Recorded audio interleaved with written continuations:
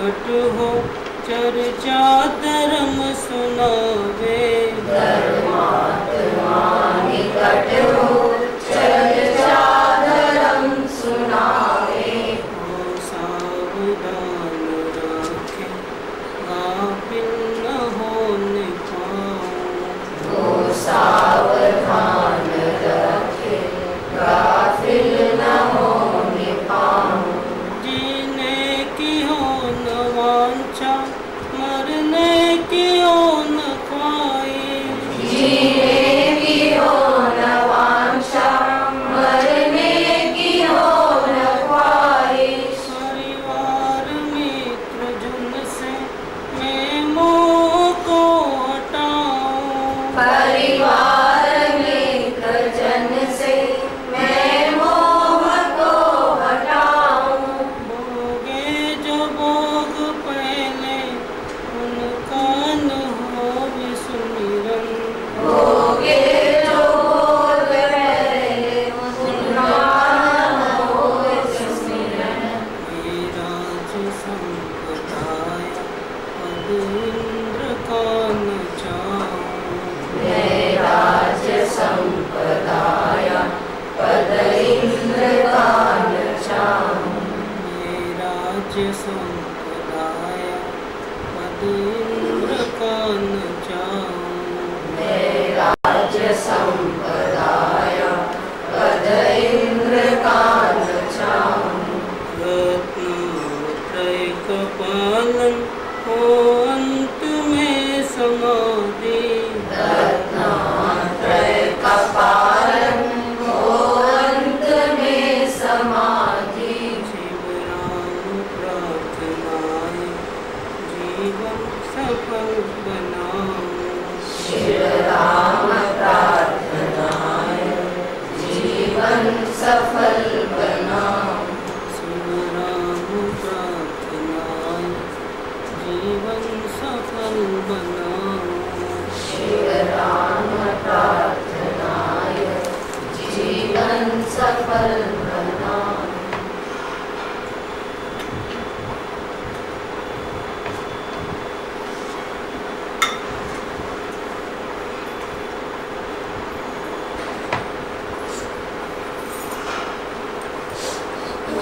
नमो ओरियंतां नमो सत्यां नमो आयर्यां नमो अवज्जाय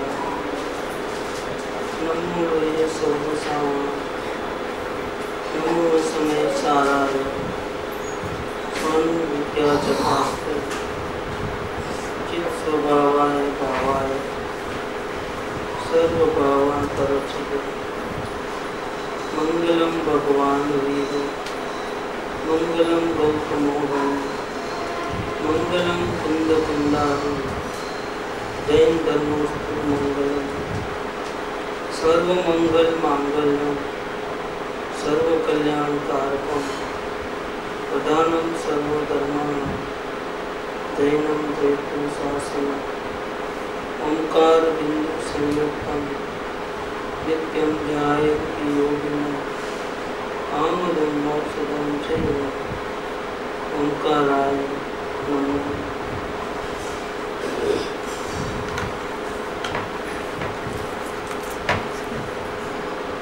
श्रीमद् राजचंद्र रचित अध्यात्म महाकाव्य श्री परम पद की भावना। इसका आज 24वां स्वाध्याय है। फिर से 12 नंबर का पद लेते हैं।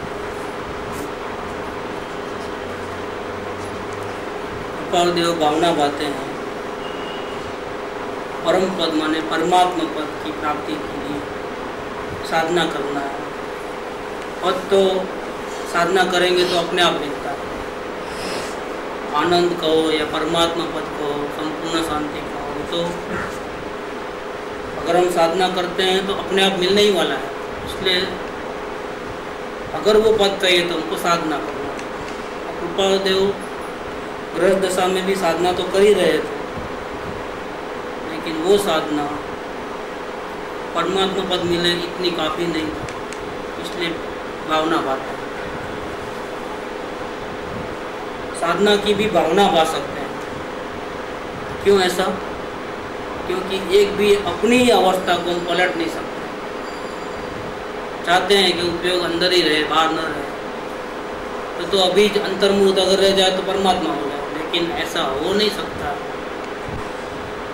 अपने ही अवस्था को हम बदल नहीं सकते हैं। दूसरों को तो क्या बदलेंगे, हम अपनी अवस्था को नहीं बदल सकते। इसीलिए हम सिर्फ भावना कर सकते हैं। भावना बातें हैं कि मैं ऐसी घोर तपस्या करूं कि मेरी अंश मात्र भी जो इच्छा है वो खत्म हो जाए। तो ये 12 नंबर का पॉइंट है। वापिस कल भी लिया था, आज भी वापस। घोर तपस्या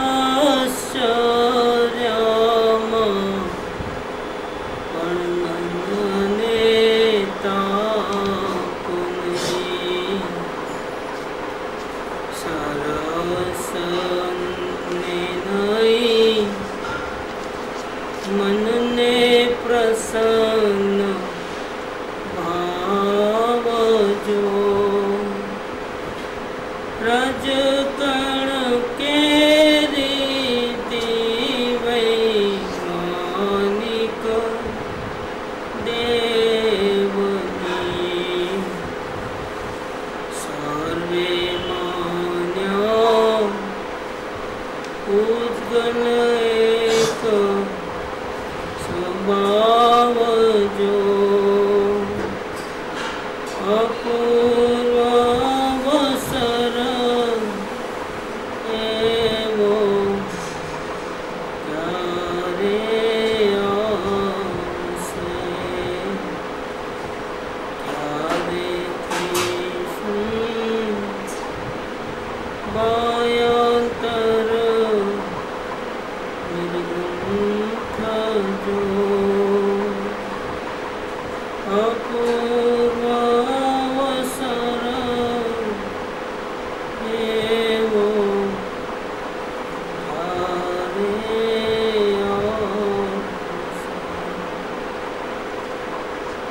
घोर तपश्चर्याમાં પણ મનને તાપ નહીં।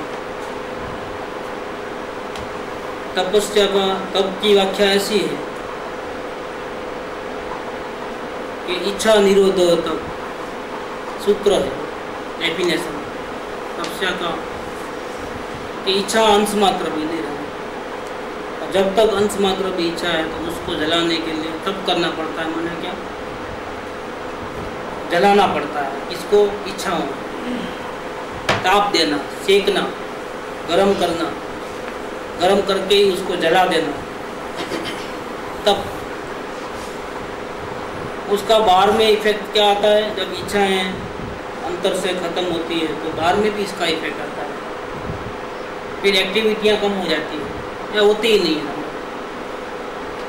जो भी हम एक ऐसा भी हिलते हैं तो इसके पीछे हमारा मन में कोई इच्छा रहती है, बुद्धिपूर्वक की अबुद्धिपूर्वक। इसीलिए हम ऐसा ऐसा करते हैं। उसका पीछे यही कारण है, शांति से नहीं बैठ सकते।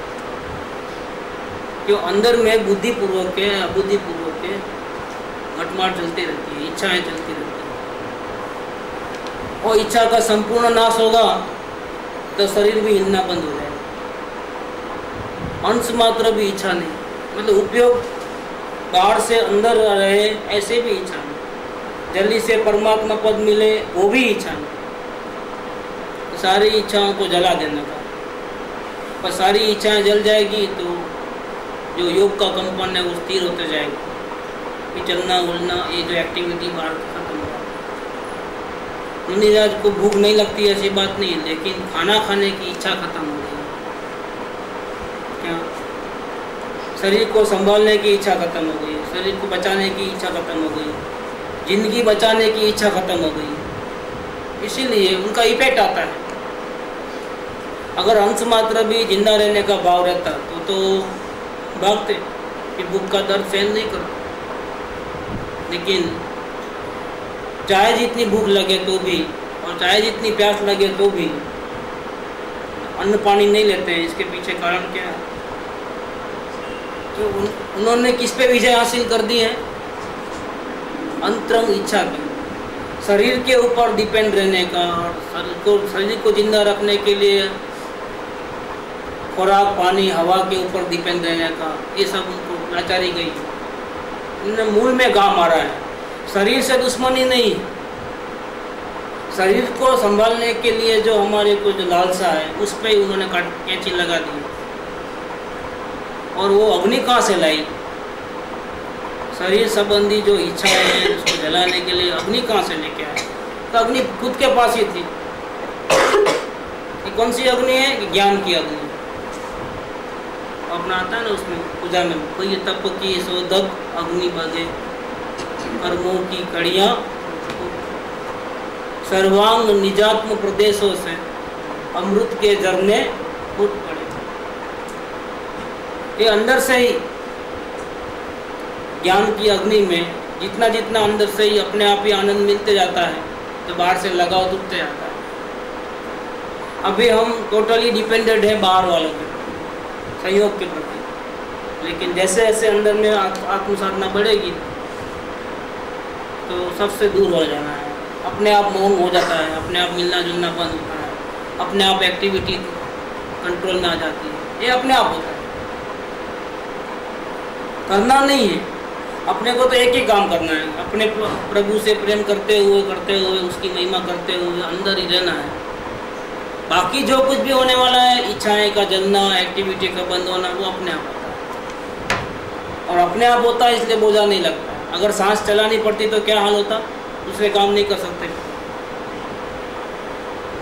अगर इतनी बड़ी प्रक्रिया चलती है सांस चलाने और 1 सेकंड में अगर ब्रेक हो जाए तो क्या हुए हाल? लेकिन ये खुशी की बात है कि उसके लिए हमको कोई मेहनत नहीं करनी पड़ती, अपने आप होता है। अगर कोई हमको बोल देगा कि नहीं आपको सांस लेना है और छोड़ना है, ऑटोमेटिक नहीं है भैया, अब जिंदगी बचाना है तो बचा, तो क्या काम कर सकेंगे हम? कितना बड़ा मशीनरी चल रही है, फिर हम दूसरा काम नहीं कर सकते, क्योंकि जिंदगी का एकमात्र साधन यही है कि हमको हर पल हवा लेना है, हवा छोड़ना है, हवा लेना है, और वो हमको करना है, क्योंकि वो खुद ब खुद नहीं होगा। अब देखो मजा, पूरा ध्यान इधर आएगा, दूसरे सारे काम बंद हो जाते। लेकिन ये अच्छा है कि लेना नहीं पड़ता है और जिंदगी चलती है। इसी प्रकार से साधना करते करते, आत्मा से प्रेम करते करते अंदर में इतने ज्ञान की अग्नि अपने आप उत्पन्न हो जावे कि इसके सामने कोई भी वासना टिके ही नहीं, इच्छाएं टिके नहीं, इच्छाओं का अंत होते जा रहा। इसका नाम है तपस्या। ज्ञान, दर्शन, चारित्र और तप। अकेला चारित्र भी नहीं चले, तपस्या चाहिए। जंगल में तो चले गए हम सब छोड़ छाड़ कर, और आत्मा की साधना भी चल रही है, लेकिन इतना काफ़ी नहीं है। इससे हम वर्तमान में बचे रहे, लेकिन तप के द्वारा हम क्या करेंगे? ज्ञान, दर्शन, चारित्र, ये तीनों बराबर है। वर्तमान में हम उलझते नहीं, सब बराबर चल रही है गाड़ी। लेकिन पुराने अनंत कर्मों के कर्म जो बांध के रखे हैं उसको जलाने के लिए क्या करना? अनंत काल के अनंत कर्मों को संक्रमण करने के लिए, उसको वैल्यू खत्म करने के लिए, इसका टाइम पीरियड खत्म करने के लिए हमको क्या करना पड़ेगा? नहीं तो अनंत काल तक झाड़ू निकालने में लग जाएगी, कचरा इतना इकट्ठा कर लिया। अनंत काल की गलती 1-2 बौ में कैसे मिटेगी? तो ज्ञान, दर्शन और चारित्र इतना काफ़ी नहीं है, इसके अलावा और एक चाहिए, इसका नाम है तप। तो मुनि बनने के बाद अंतर में तो बार बार लीनता करना ही है, उसका नाम चारित्र है। अपने प्रभु के साथ जोड़ते रहना है, बार बार ब्रेक होगा वापिस जोड़ लेना है, ब्रेक होगा वापिस जोड़ लेना है, आनंद मिलते रहेगा। लेकिन इससे वर्तमान में बचे रहते हो, भूतकाल का क्या करोगे? उसके लिए तपस्या करना क्या है? वो तो जैसा अंदर में आप चले जाओगे, अपने प्रभु से प्रेम बढ़ेगा, तार जुड़े रहेंगे, आनंद मिलते रहेगा, तो दूसरों के ऊपर जो डिपेंड रहते हैं आनंद के लिए, वो डिपेंडिंग छूट जाता है, अपने आप छूट जाता है, कामरता छूट जाती है। फिर भूख लगे तो जानना है, लेकिन एक्टिविटी नहीं करना है। क्योंकि शरीर से कोई लगाव नहीं, खाने पीने से कोई लगाव नहीं, सिर्फ लगाव अपने आत्मा से और किसी से नहीं। तो फिर अपन बिलीव नहीं कर सकते, ऐसी तपस्या करते हैं मुनिराज जंगल में। लेकिन इतनी तकलीफ हमको लगे कि हमको 10 दिन तक खाना नहीं मिले तो क्या हाल होगा, हमको जरा भी तकलीफ नहीं, खाए पिए बिना रहते हैं, नेचर के साथ एडजस्ट हो गए हैं, कुछ नहीं। ऐसा विकल्प भी नहीं आता है कि मैं कब खाऊंगा, कब खाना मिलेगा, कैसे जिंदा रहूंगा। मैं जिंदा ही हूँ, मैं मरा हुआ का हूँ, तो बेकार का बोझा उठा रहा हूँ क्या? मैं तो आनंद में हूँ। ये बोझा मेरे को धोना पड़ता है, क्योंकि भूतकाल में सजा मुझे कर्मों की उसकी सजा मिली है, तो इसको मैं साथ में लेकर के घूमना पड़ता है मजबूरी से। लेकिन हमको उसका ख्याल नहीं रखना है। तो मन में कोई तकलीफ नहीं है कि खाना नहीं खाया, पानी नहीं पिया, दवा नहीं ली, इतनी भयंकर बीमारी है, इतने रोग हैं, जो भी है सहन करना। सहन करना नहीं है, असल में सहन हो जाता है। इतनी अंदर की कैपेसिटी बढ़ गई है कि हमारी नज़र में ऐसा लगता है कि वो सहन करते हैं, बेचारे कितने दुखी हैं। और वो दुखी नहीं है, क्यों? परमात्मा उनके साथ है, हर पल आनंद की भर्ती में, बाहर निकलना ही नहीं चाहते। करना धरना छूट गया है और इतना सहज हो गया है प्रैक्टिस। कोई भी प्रॉब्लम हो सीधा अंदर चले जाना, सीधा प्रॉब्लम हो अंदर चले जाना बस, और सब दबा हो जाती है। कोई प्रॉब्लम नहीं रहता है किसी प्रकार का। सब चिंताओं का इलाज एक ही है, सब दवाओं का एक ही दवा है, अपने प्रभु से तार जुड़े रहना। प्रॉब्लम ही नहीं है किसी प्रकार। और तब से तो फिर ऑटोमेटिक हो जाती है, फिर खाना पीना छूट जाता है, अंदर उपयोग अंदर में है, बाहर में खाने का विकल्प भी खत्म हो गया है, इसलिए एक्टिविटी भी नहीं होती है। ये आत्मा के आधार से ऐसा ऑटोमेटिक हो जाता है। तो ऑटोमेटिक होता है तो फिर मन को बोझा नहीं है, ताप नहीं है मन को, अरे क्या होगा ये, ऐसा कुछ भी नहीं होगा। घोर तपस्या हो गए, मन ने ताप नहीं, सरस अन्य नहीं मन ने प्रसन्न भाव। और कभी पारणा हो गए, कभी खाना मिल जाए, जिस टाइम में आने वाला होता है आ जाता है खाना, इधर से भी आ जाता है। तो गुरुदेव से को प्रश्न पूछा था मुमुक्षु, क्या आप दो में से एक बात करो, हम हाँ या ना में जवाब दो, उपवास करना कि नहीं करना। जैन धर्म में क्या है कि उपवास करना, एकासना करना, एम्बिल करना, ये सब तपस्या में गिना जाता है। नौकर मंत्र का जाप दिया, अनचना, पानी नहीं पीना, छान के पीना पानी, आठ को खाना नहीं, ये सब नियम बहुत सारे हैं। तो पूछा कि भाई आप उपवास करना स्वभाव है ना, फिर करना कि नहीं करना, ऐसा बोला। दो में से अभी हाँ या ना में जवाब देना, दूसरा उल्टा पुल्टा नहीं करना। गुरुदेव हाँ बिना में जवाब कैसे देंगे?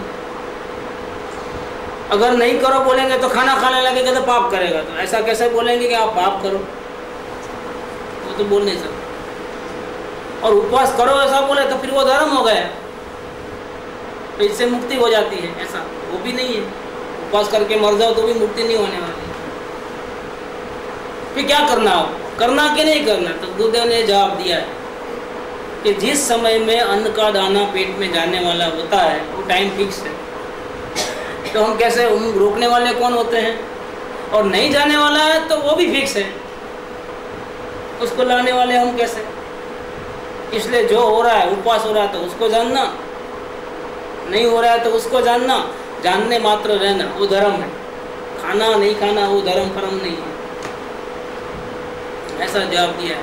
हाँ ना में जवाब नहीं देते, क्यों? एक्टिविटी दो प्रकार की है, शुभ और अशुभ। हाँ बोले तो भी फंसे, ना बोले तो भी, क्योंकि शुभ से ही बंधन होता है और अशुभ से भी बंधन होता है। फिर इन्होंने तपस्या कैसे की? महीने भर का उपवास कैसे किया मुनिराज ने? क्यों? खाना छोड़ने नहीं गए थे क्या? अंदर आनंद में इतने लीन हो गए थे कि खाना खाने का विकल्प ही नहीं है, वो बोझा रूप लगता है। और फिर आर नहीं है तो नियार भी नहीं होता है, नियार भी कंट्रोल में रहता है। किसने कहा कि ये आत्मा खुराक से जीता है, पानी से जीता है? किसने कहा? लेकिन हम टेस्टिंग करना नहीं चाहेंगे, कहीं मर गए तो हम वो टेस्ट करना नहीं चाहते। हम अभी मुनिराज नहीं बने हैं क्या? मुनिराज बनेंगे तब की बात तब। अभी हमको ऐसी कोई टेस्टिंग नहीं करना है कि सही में देखें जरा खाना पीना छोड़ करके मरता है कि नहीं मरता है आदमी। वो टेस्टिंग करो या ना करो, फैक्ट ये है कि आत्मा जो परमात्मा है, ज्ञान की मूर्ति है, उसने आज तक खाना खाया नहीं, ना अभी खाने वाला है, छूने वाला भी नहीं है। फिर वो कैसे खुराक पानी के आधार से जिएगा?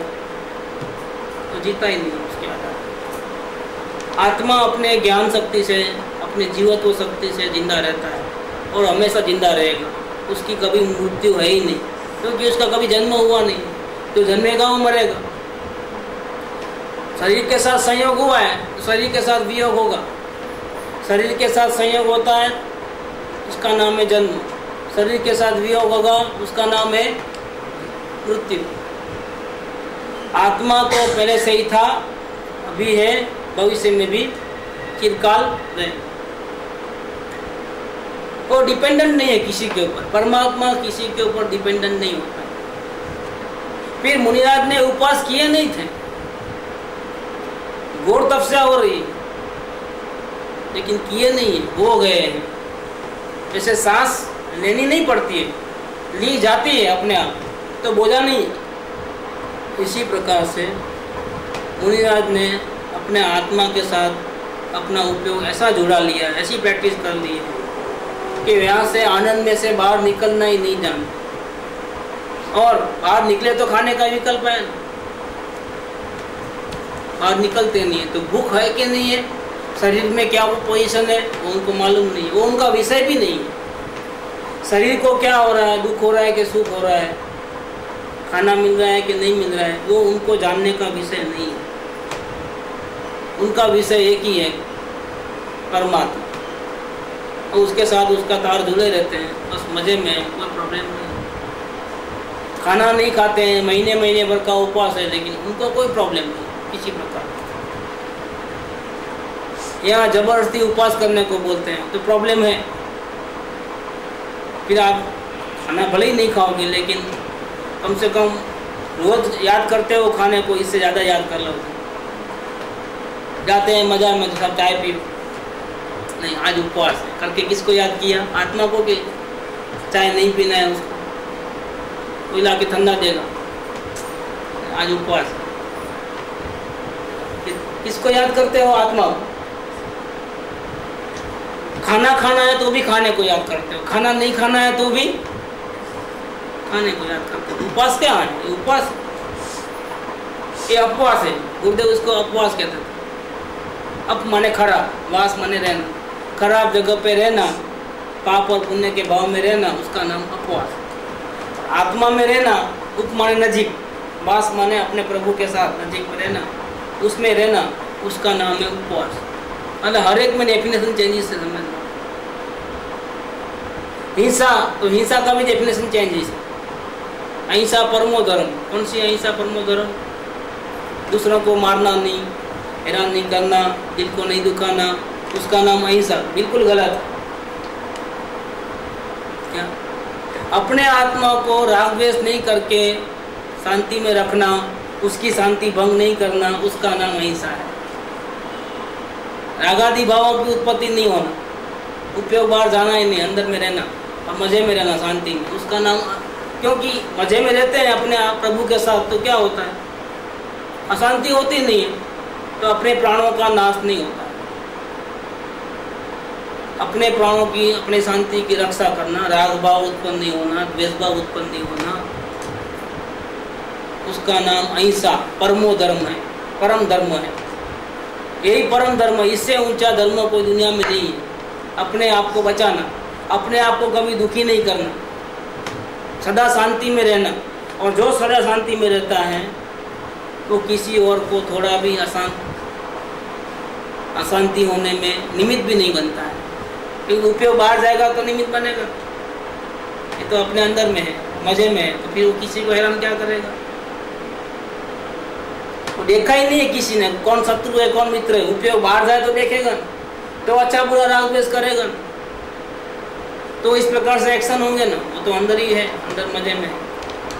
मतलब हर एक की डेफिनेशन अलग अलग है, एक भी डेफिनेशन सब मार तोड़ करके उल्टा सुल्टा कर दिया। कानक में लिखा है एक उपवास करेगा तो इतने साल का कर्मों की निजरा होती है। आगे एक शब्द लिखना भूल गए, कौन सा शब्द लिखना था?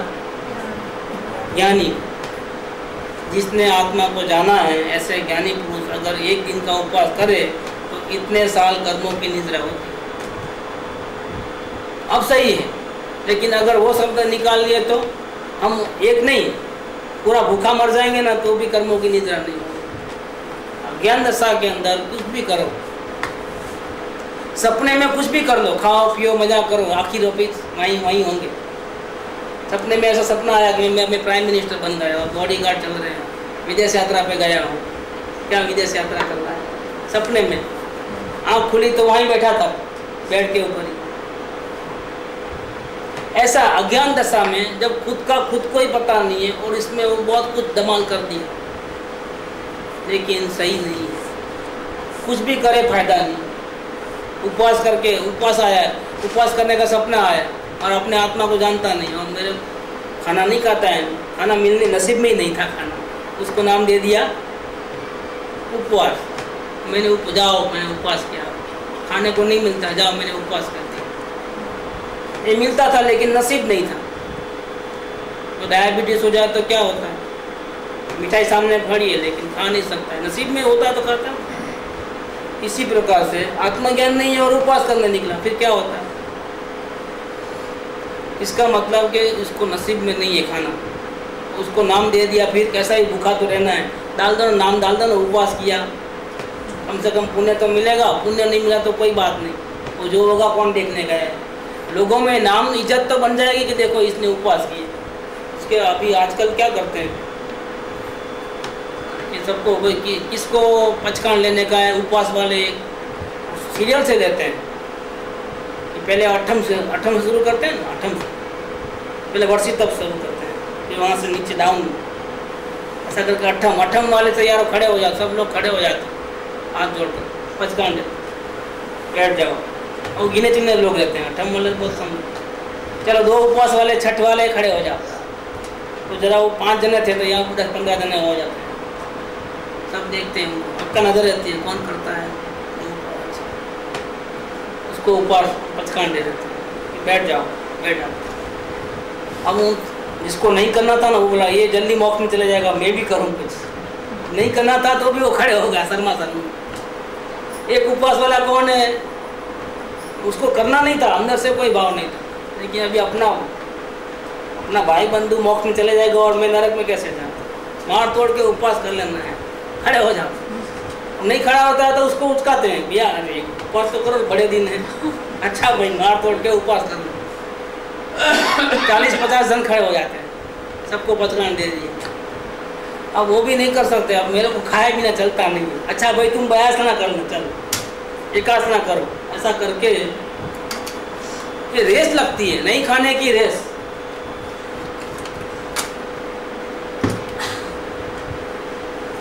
नहीं खाने की रेस लगती है, धर्म की रेस नहीं लगी है, आत्मा में उपयोग लगाने की रेस नहीं लग रही।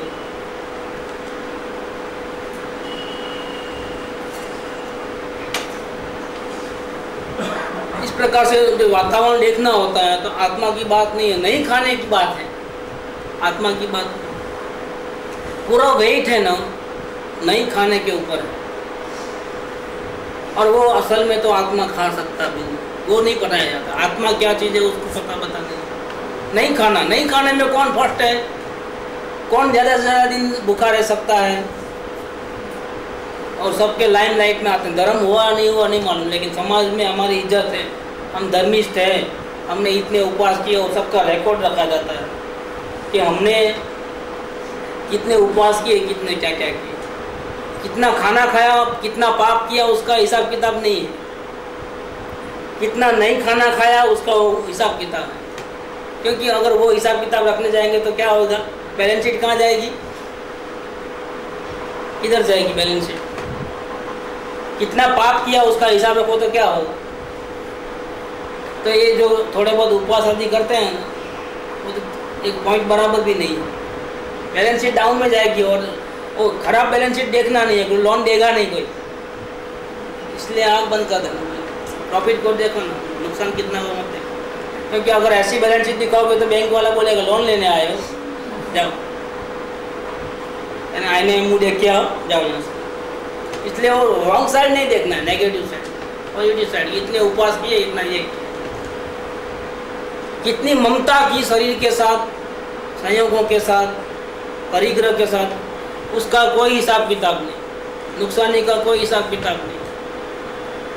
और थोड़ा बहुत जो ये पुण्य किया था उसका हिसाब किताब, ये हिसाब किताब पुण्य का रखोगे तो क्या होगा, जो पुण्य था वो भी जल जाएगा, उनका अहंकार आएगा कि मैंने इतने उपवास किए। 100 चूहे को मार करके बिल्ली हज करने निकली ना, ऐसा हाल हो जाता है। हर एक का ऐसा हाल है। ऐसी तपस्या नहीं करना है। ये जैन धर्म में वो ऐसी तपस्या नहीं, जैन धर्म में तो ऐसी तपस्या है कि अंतर आत्मा में एकदम ऐसे लीनता हो जाए कि बाहर उपयोग जावे ही नहीं, खाने पीने की विचार भी नहीं आए, मन को जरा भी टेंशन ही ना हो, ऑटोमेटिक हो जाए। वो अंदर आत्मा की शांति इतनी मिले कि खाना खाना अशांति लगे, नींद लेना अशांति लगती है, नींद लेना अशांति लगती है। ये तो सौगाणी जी के वचन है। मुनियाज की तो बात कर बहुत बड़ी है कि मुझे तो नींद में भी थकान लगती है। सौगाणी जी की ऐसी साधना थी कि नींद आया तो उनको थकान लगती, बाधा डालती है। तो सो जाता है तो उपयोग आत्मा में कैसे रखेगा, और नहीं रखेगा तो आनंद कैसे मिलेगा। तो नींद है वो मेरे आत्मा के आनंद में बाधा रूप, इसलिए वो सोना नहीं चाहते। सोना नहीं चाहते थे ऐसा भी नहीं, अपने आनंद में मैं विलीन देते थे, कि अपनी स्थिरता बढ़ाते थे, तो क्या होता था, नींद अपने आप आती नहीं, थकान ही नहीं लगती थी, आनंद आनंद आनंद। और आनंद में कैसे नींद आवे, अपने इंटरेस्ट की वस्तु अपने सामने होवे तो नींद नहीं आती। ऐसे मुनिराज जंगल में निरंतर जागते हैं। ये महावीर स्वामी तीर्थंकर के जी, उन्होंने जब दीक्षा लिया मुनि दीक्षा, तो बोले नहीं, दीक्षा तो सभी मुनिराज लेते हैं, और जल्दी से कर्म काटने हैं तो क्या करना है, तपस्या करनी है। और तपस्या में उन्होंने 2 नियम सबसे पहले ले लिए। तीर्थंकर का जीव था, लेकिन जल्दी से अपना कार्य पूरा हो गए, सारे प्रकार के मोह खत्म हो जावे, इसके लिए और एक एक्स्ट्रा, मतलब राजमहल तो छोड़ा, जंगल में तो गए, लेकिन और एक एक्स्ट्रा में 2 पॉइंट और। कौन से पॉइंट, कि जब तक केवल ज्ञान नहीं होए तब तक मैं नींद नहीं लूँगा, निद्रा का त्याग किया। और दूसरा एक पॉइंट, जब तक केवल ज्ञान नहीं होगा तब तक मुँह से एक शब्द भी नहीं बोलूँगा। शब्दों से तो हम दूसरों के कांटेक्ट में आते हैं ना, शब्द ही नहीं बोलना है, खत्म। ये 2 बड़े महावीर स्वामी जैसे महारथियों को भी, धर्मात्माओं को भी लेना पड़ा है। तब जाकर के 12.5 साल की तपस्या के बाद केवल ज्ञान हुआ है उन जैसों को भी। ये परमात्मा बनना है तो मुफ्त में नहीं है, इसको साधना करना पड़ता है। साधना करते करते करते अपने बलबूते पे हासिल करना होता है। और वो साधना क्या है, एक ही वर्ड में अगर लेवे तो वो साधना क्या है, परथी खस स्वमा बस आटलू बस तुम टच, ये साधना है। एक सेंटेंस में ये है कि तुम बाहर देखो ही मत, तुम अंदर अपने प्रभु में ही रहो। अपने आप गाड़ी चलेगी, गाड़ी चलाना नहीं पड़ेगा, अपने आप रास्ता कटते जाएगा, अपने आप स्थिरता बढ़ेगी, अपने आप प्रेम बढ़ेगा, अपने आप दुर्गुणों का नाश हो जाएगा, इच्छाओं का नाश हो जाएगा। आपको तो एक ही काम करना है, गायब का अभ्यास, जानने देखने मत रहो, अपने प्रभु को जानते रहो, देखते रहो। डायरेक्शन यहाँ का रखो, उधर का मत रखो, इधर रख करके उसमें भी कुछ करना धरना नहीं, वापस जानना दे, जानना दे, जानना दे। जानना देखना दो प्रकार है। एक उपयोग बाहर रहता है तो वो भी जानना देखना, राग द्वेष कहीं नहीं। एक उपयोग अंदर रहता है, अंदर में भी जानना देखना, कुछ करना धरना नहीं। दोनों में बेस्ट कौन सा है? हम बाहर देखते हैं लेकिन राग द्वेष कहीं भी नहीं होते, पहले होते थे अभी नहीं होते, तटस्थ भाव अच्छा है ये भी। लेकिन इससे बढ़िया क्या है? इसको देखना परमात्मा, उसमें कोई भी चेंजेस नहीं करना है, क्योंकि परमात्मा तो पहले से ही परमात्मा है। वो पामर हुआ नहीं है कि परमात्मा करना, कुछ भी नहीं हुआ, सिर्फ जानने देखने मात्र। और इतना काम है मोक्ष में जाना है तो कितना काम है, कितने दंड बैठक करना है, कितने उपवास, कितनी माला फेरना है, कितनी पूजा भक्ति करनी है, कि नहीं कुछ करना धरना है ही नहीं। हमारे धर्म में करना धरना का नाम नहीं है। जैसे सांस इतना इम्पोर्टेंट है लेकिन लेते नहीं, ऐसे शांति इतनी इम्पोर्टेंट चीज़ है लेकिन उसके लिए कुछ करना नहीं है। करना सो मरना है, कुछ करने गए तो अशांति में आ जाते। तो क्या करना, कुछ तो करते होगे ना। अंदर देखते रहना, अगर भाषा में कहो तो इतना ही कहना है कि अंदर अपने प्रभु को निरंतर देखना, करना कुछ नहीं। राग द्वेष को हटाना नहीं, क्रोध को नहीं हटाना। बुरे भाव आते हैं तो उसको क्या करना, भक्ति के भाव आए तो सब जानना देखना, करना धरना कुछ नहीं। धर्म करना है तो ये मार्ग है। धर्म करना माने शांति में रहना है, विचलित मत हो जाओ, संयोग के साथ में बह मत जाओ, अनुकूलता में राजी मत हो जाओ, प्रतिकूलता में दुखी मत हो जाओ, और अपने प्रभु की दृष्टि निरंतर रखो, डायरेक्शन यहाँ का रखो बस। और उसमें भी अंदर में कुछ करना धरना नहीं, जो भी हो रहा है जानना नहीं। इसका नाम है शांति। ये सहजता का अभ्यास बढ़ेगा ना, इस प्रकार से अपने आप सेटिंग आ जाएगा, अपने आप आत्मविश्वास बढ़ेगा, अपने आप पैरों में जान आ जाएगी, सब अपने आप गाड़ी चले, करना धरना कुछ भी नहीं। तो मुनिराज जंगल में ये कार्य करते हैं, इसीलिए घोर तपस्या में भी मन को ताप नहीं, जरा भी टेंशन नहीं होता। और अगर कहीं हार लेने को गए और मेवा मिठाई मिला तो मन के कोने में भी खुशी का भाव नहीं होता। पुद्गल का तत्व का स्कंद है और ये लड्डू है लेकिन मेरे में तो जाने वाला नहीं है। गुलाब जामुन है लेकिन कौन खाएगा, मैं तो खाता नहीं, मैं तो जानने वाला। अब जाएगा किधर? शरीर उसको ग्रहण करेगा, उसका जो बेनिफिट खून बनेगा, हड्डी बनेगी, कफ बनेगा, मलमूत्र बनेंगे, मेरे में कुछ नहीं है, इसमें सब होता है। पड़ोसी खा रहा है, मैं काहे को राजी हो जाऊं? मेवा मिठाई कौन खा रहा है, मेरे को राजी होने का क्या है इसके अंदर? और अगर वो भूखा रहता है तो मुझे दुखी क्यों होना है? पड़ोसी की जिम्मेदारी मेरे थोड़ी है, मेरी बस कर। कितनी भिन्नता है। ऐसी भिन्नता प्रथम बार आत्मदर्शन हुआ था ना घर में, तब भी हो गई थी, लेकिन वो श्रद्धा में हुई। अब जो भिन्नता है वो किस में आई? श्रद्धा और ज्ञान में डेवलप होकर के अब आचरण में भी दिखाई देती है कि अंश मात्र भी इस खोखे के ऊपर उनको प्रेम नहीं। तो भयंकर तपस्या होती है लेकिन मन में कोई खेद नहीं है। जिंदा रहेगा कि बचेगा कि नहीं बचेगा, तो कोई तो टेंशन नहीं है। जल्दी आ जाएगी मृत्यु, नहीं खाएंगे तो क्या है, कपड़ा बदल देंगे, उसमें क्या हो गया? ये कोई अनहोनी थोड़ी है। रोज कितने मरते हैं, रोज पेपर में आता है। ये अनहोनी नहीं है, ये तो होने वाली है। जो पैदा हुआ वो तो जाने वाला है। अब जल्दी जावे कि लेट जावे उसका क्या है? और फिर अच्छी गति में जाएंगे कि बुरी गति में जाएंगे, वो तो किस पे डिपेंड करता है? वर्तमान की साधना की। वर्तमान साधना में अगर आपको शरीर से प्रेम नहीं है और आत्मा से प्रेम है तो आपकी साधना अच्छी चल रही है। तो जो भी कपड़ा नया मिलेगा वो तो इससे बढ़िया होगा, क्या चिंता की क्या बात? मृत्यु तो अच्छा है कि हमको बुढ़ापे से बचाती है। कितनी तकलीफ होती है बुढ़ापे में, उससे बचाती है, रोगों से बचाती है। अगर जल्दी आती है तो कोई प्रॉब्लम की बात नहीं, तो डरने की बात। मृत्यु नहीं आवे इसके लिए, हमारा परम मित्र हमको न मिले इसके लिए हम शरीर को खाना नहीं खिलाना चाहते, उसकी संभाल रखना नहीं चाहते। और मेरे लाइफ में तो बहुत चमत्कार हुआ है क्या, तो जिंदा रहना है, दवा लेना है, लेकिन किसके लिए भी? आप जिंदा रहोगे तो इतने लोगों को फायदा होगा। अच्छा भाई चलो, अब आपके लिए दवा लेना है, ले लेते।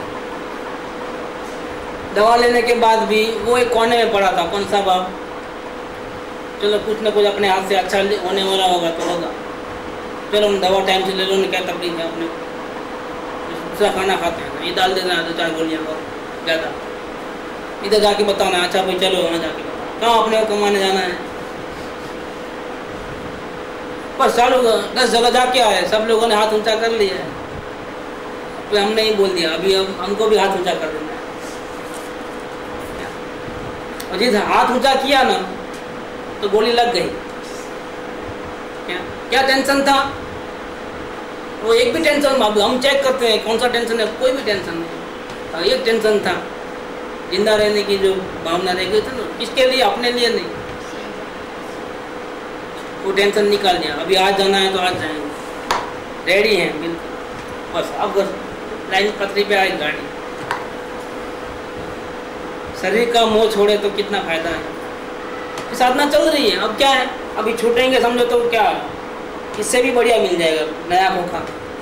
जब तक मोक्ष नहीं आएंगे तब तक खोखा तो मिलते रहेंगे, कोई प्रॉब्लम वाली बात नहीं। डरना क्या है?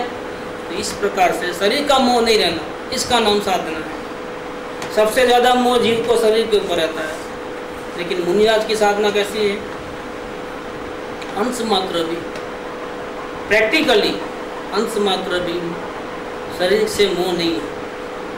तो सरस अन्न मिलता है तो मन को प्रसन्न भाव नहीं।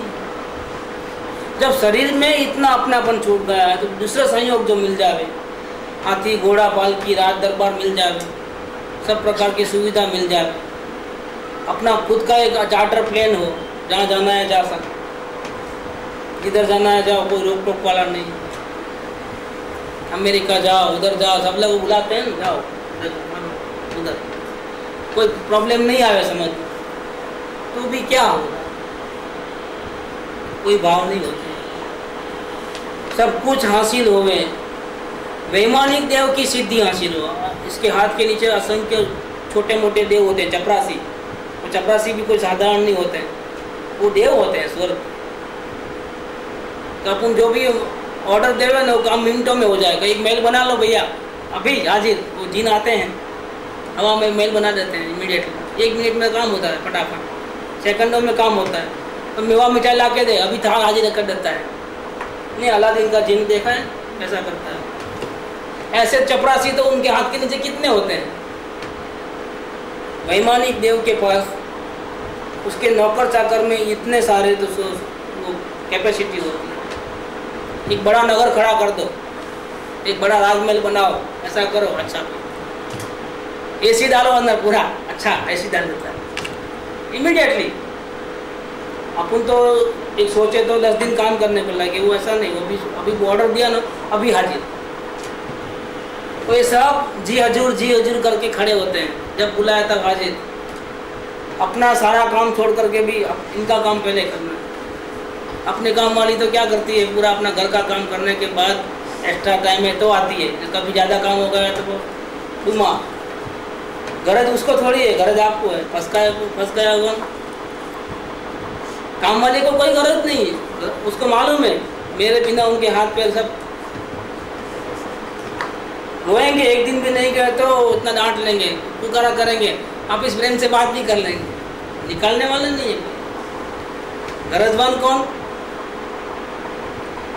वहाँ तो वैमानिक देव के पास ऐसे नौकर चाकर हैं कि जो स्वयं देव है एक प्रकार के। क्या उसको अगर बोले ना तुम गधा बन जाओ और मैं ऊपर बैठता हूँ, इमीडिएटली क्या कि वो घोड़े बन जाते हैं, उसके ऊपर वो बैठ जाता है, तो चलो इधर उधर चलो, चलता है, अपने बीवी बच्चों को छोड़ देता है, लेकिन इसका काम करता है, जब बुलाया तब हाजिर रहना पड़ता है। ऐसे करोड़ों अप्सराएं होती है वैमानिक देव के पास। जो चाहे कर लो, जैसा नाच गान जो भी चाहे, इतनी सिद्धि होवे, इतना अपने हाथ में कंट्रोलिंग पावर होवे, एक रजकण भी मेरा नहीं, भिन्नता है, कोई खुशी नहीं, कोई गम नहीं, किसी प्रकार से। रजकण के रिद्धि वैमानिक देवनी सर्वे मान्या पुद्गल एक,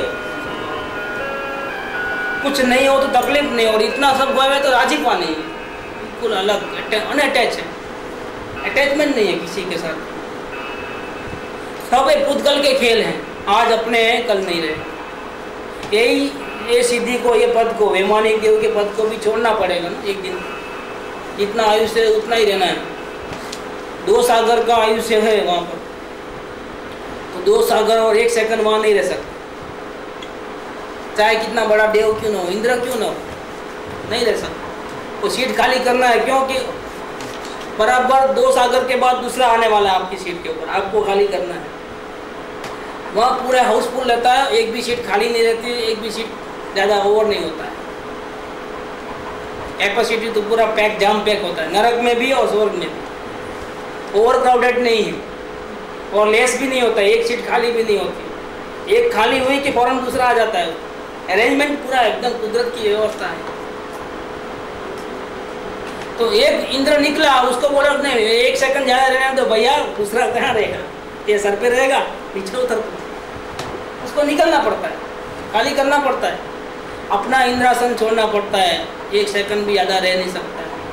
इसका मतलब क्या है कि जो भी सिद्धि है, रिद्धि है, सब पराई है, अपनी नहीं है। अपनी सीधी सीधी तो अंदर है।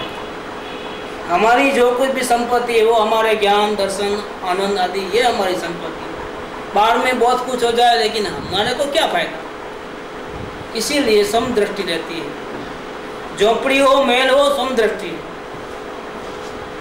कोई चाहना नहीं होती, यहाँ नहीं वहाँ जाए, वहाँ नहीं यहाँ जाए, भैया क्या रखा है, सब जगह पुद्गल पुद्गल पुद्गल है और शांति नहीं है। शांति यहाँ है। जितने कर्तव्य भाव कम होगा, जितनी ज्ञाता भाव बढ़ेगा, अंदर की स्थिरता बढ़ेगी, उतनी शांति बढ़ेगी। बाकी सब उपाधि का काम है, लेकिन क्या है, अभी टेस्ट किए बिना मजा नहीं आता। मालूम कैसे पड़े कि अशांति होती है, हम टेस्ट करके आएंगे। अच्छा, टेस्ट करना है तो करके आए। शांति का टेस्ट करने नहीं जाना है तो सोच के जाना कि हमको बहुत अशांति होने वाली है और हम अशांति का टेस्ट करने के लिए जा रहे हैं, ताकि शांति की वैल्यू बढ़े कुछ। कि जो शांति लेने हम उधर उधर भड़के ना, वो शांति तो सिर्फ हमारे पास ही थी और इसके लिए हमको एक कहीं भी जाना नहीं था, आना नहीं था, कुछ करना नहीं। लेकिन ये अकल बाद में आती है। कब आती है? गलत तरीके से लोग बढ़ जावे ना, अशांति बढ़ जाए तो बाद में अकल आती है कि हमने गलत किया, डिसीजन गलत है। अंश मात्र भी नहीं चाहिए, कुछ भी सुविधा नहीं चाहिए, बाहर के आधार से सुख सुविधा सगवड़ नहीं चाहिए, आराम नहीं चाहिए, आनंद नहीं चाहिए बाहर का। कि जो कुछ भी चाहिए वो सब अपने आत्मा में अंदर में, बाहर से कुछ लेना नहीं। लेकिन उसके लिए तो बहुत प्रैक्टिस करनी है।